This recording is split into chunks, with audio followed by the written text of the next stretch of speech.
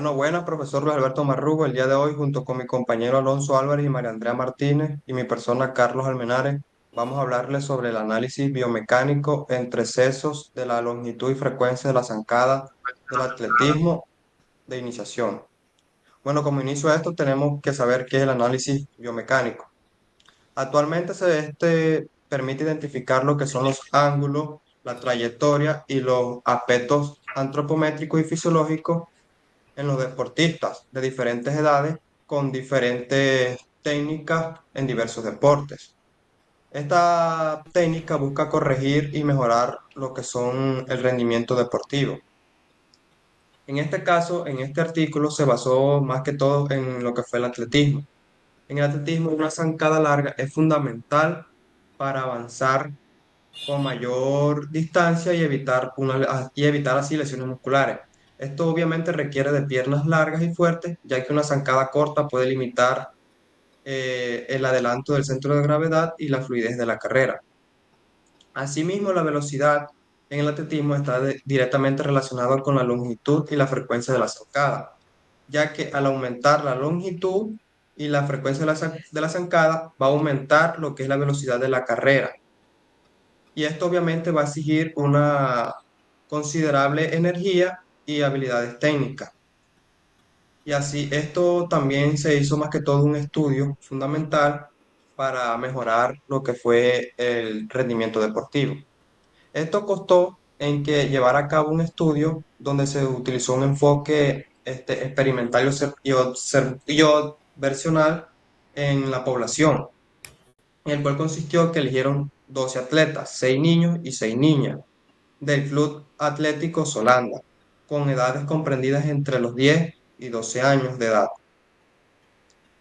Durante 4 semanas, en el mes de agosto de 2017, los atletas fueron sometidos a un programa de evolución a ver cómo evolucionaban sus habilidades. Durante esos 3 días a la semana, durante 2 horas por día, se utilizó un test como podemos observar en la imagen, se utilizó un test de 30 metros para medir la longitud y la frecuencia de la zancada, así como la velocidad inicial, media y final de los atletas. Este test también se utilizó más que todo para evaluar las capacidades físicas y poder contribuir a lo que fue la aceleración y la velocidad de reacción. Los datos que se recopilaron en este estudio fue el software Inovea para realizar el análisis biomecánico, el cual se instruyó a que los atléticos debían realizar un test de 30 metros, durante el cual se capturaron las siguientes mediciones revelantes. Posterior a esto se utilizaron otras técnicas como fue la prueba U de Mann-Minden, con un nivel de significancia de perímetro mayor a lo que fue 0,05 mediante el software SPS B22, para así poder correlacionar las variables estudiadas en cada seso y caracterizar las diferencias encontradas.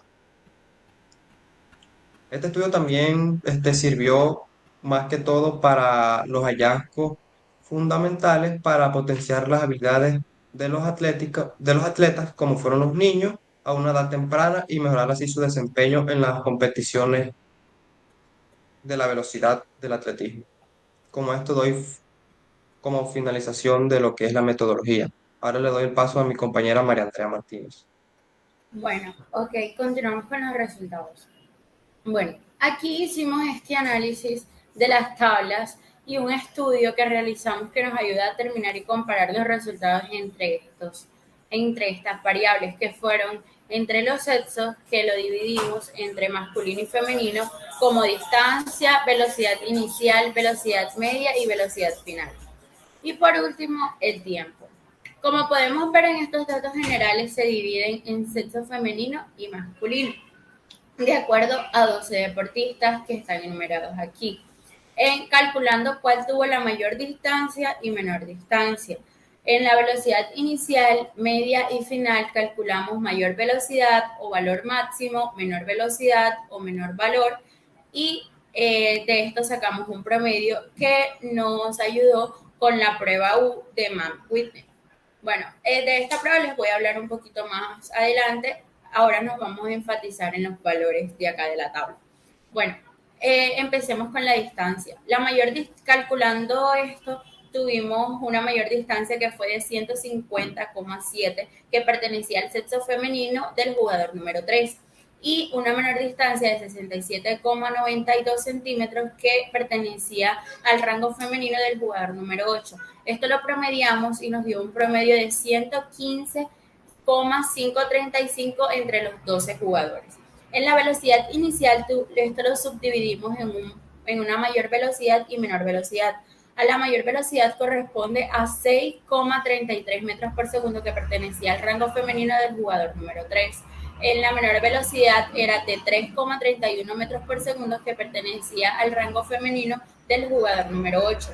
Y en la velocidad media esto lo dividimos en el valor máximo. Dado el valor máximo era de 13,37 metros por segundo, en que pertenecía al jugador número 3, como lo dije anteriormente, también del rango femenino. En el valor mínimo, en la velocidad mínima fue de 6,46 metros por segundo, que pertenecía al jugador número 8, que pertenecía también al rango femenino. En el valor final, esto lo dividimos en una velocidad máxima y en una velocidad mínima. El valor de la velocidad máxima fue de 8,5 metros por segundo, que pertenecía al jugador número 3 del rango femenino, y la velocidad mínima fue de 2,1 metros por segundo, que pertenecía al rango masculino del jugador número 1. Esto lo promediamos en 4,76 metros por segundo entre los 12 jugadores. Por último, en el tiempo, el mayor tiempo de toda esta trayectoria fue de 1 minuto con 29 segundos, que perteneció al rango femenino del jugador número 1. Y el menor fue de 87 segundos, que perteneció al rango femenino del jugador número 3. Ok. Aquí fue donde nos centramos en los rangos promedios. Estos rangos promedios los sacamos por medio de la prueba UDMAP. Esta es una prueba no paramétrica. Aquí se enfatiza en identificar la diferencia entre dos poblaciones, que en estas poblaciones vendría siendo el rango femenino y el rango masculino. Esto da un análisis de muestras independientes en los datos que nos dan una escala hallando el promedio. En estos rangos de promedio, en el ámbito femenino, se centró más en la distancia y el tiempo, y en el rango masculino, los mejores rangos de promedio fueron las variables de velocidad inicial, velocidad media y velocidad final. Con esto le doy finalizado a mi parte de los resultados. Continúa mi compañero Alonso. Eh, bueno, seguimos con la discusión, pero a la hora de la discusión se menciona de que los autores de este trabajo exploratorio plantearon como objetivo analizar la longitud y frecuencia de zancadas entre los jóvenes atletas de velocidad, comparándolos entre sexo masculino y sexo femenino. La metodología implicó una evaluación cuasi experimental de estas variables biomecánicas mediante un test de 30 metros en una pequeña muestra de 6 hombres y 6 mujeres, en total 12 deportistas. Si bien el limitado tamaño muestral impidió hallar diferencias estadísticamente significativas, se observaron interesantes tendencias. En particular, las atletas mujeres evidenciaron una mayor distancia promedio entre pasos que sus pares del sexo masculino. Esto se condice con un dimorfismo antropométrico vinculado al sexo. Es como con una mayor estatura y longitud de extremidades inferiores. En contraste, los de sexo masculino mostraron valores superiores de velocidad inicial, medial y final. Esto probablemente responde a las variaciones en la composición corporal, la masa y la fuerza muscular que inciden en la capacidad de aceleración. No obstante esto, estas diferencias en velocidad, las mujeres lograron el mejor tiempo posible, el mejor tiempo promedio en la prueba de 30 metros. Este resultado fundamental nos sugiere que la mayor amplitud de su zancada pudo compensar el déficit de aceleración y la velocidad máxima. Así, la distancia entre pasos emerge como un factor biomecánico potencialmente crítico y compensatorio para el rendimiento. Y como conclusión, se puede decir que este trabajo exploratorio entrega evidencias preliminares interesantes sobre el potencial efecto compensatorio de las distancias entre zancadas en los jóvenes atletas de velocidad. Si bien se requieren más investigaciones para confirmar esta dinámica mecánica,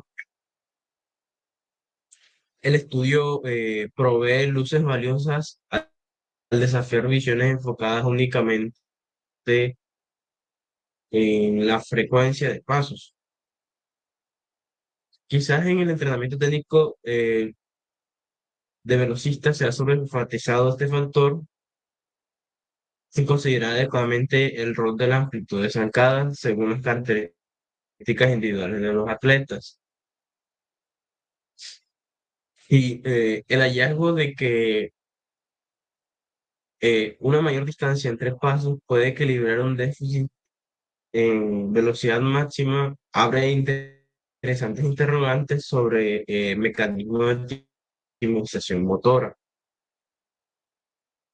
Y se espera que en futuros estudios deberían profundizar en estos aspectos incorporando otras herramientas como modelamiento computacional y análisis cinético. Pero sin duda, este trabajo obliga a repensar la importancia relativa asignada a frecuencias versus amplitudes zancadas, adoptando perspectivas más integrales para maximizar el rendimiento técnico de velocistas en formación. Bueno, espero que eso sea todo. Espero que sea de su agrado. Muchas gracias.